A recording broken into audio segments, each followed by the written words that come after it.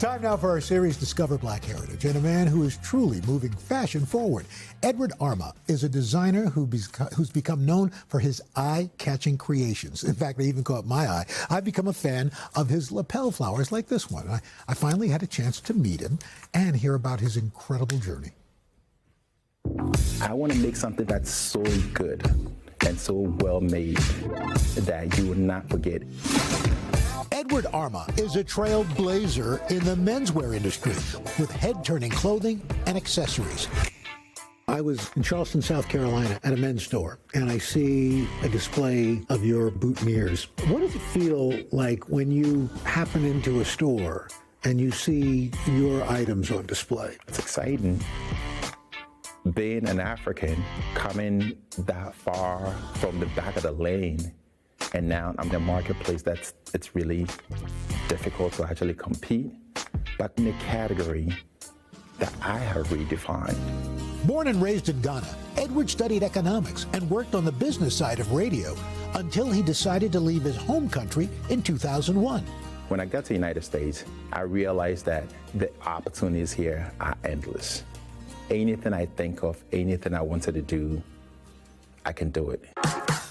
So, switching careers, finding a suitable path in men's retail, helping customers create the perfect tailored look. With an eye on fashion, Edward taking a risk, launching his own business in 2010, featuring his spin on menswear staples, including the bow tie. This is all paisley, like I could wear that right now. Introduce a new color. Same exact bow tie, right? You could tie it. So that becomes your bow tie number 2 on a different day. It's kind of like the same with these... The pocket circle, exactly. Ta-da, you got that. And then ta-da, it's like a magic trick. That's it. He hustled to build his brand.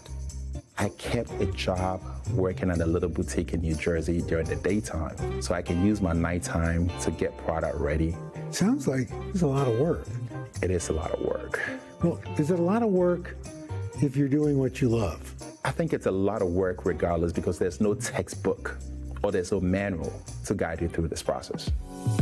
Now, he's in more than 200 retail stores throughout North America, and Edward Armah menswear pieces are worn by big names, including Presidents George H.W. Bush and Barack Obama. As an immigrant from Africa, what does that say? It excites me, and that's some of the things that makes me get up in the morning and think about what's next can I do. The way my journey has unfolded is a miracle, right? And I believe that's part of my true American story.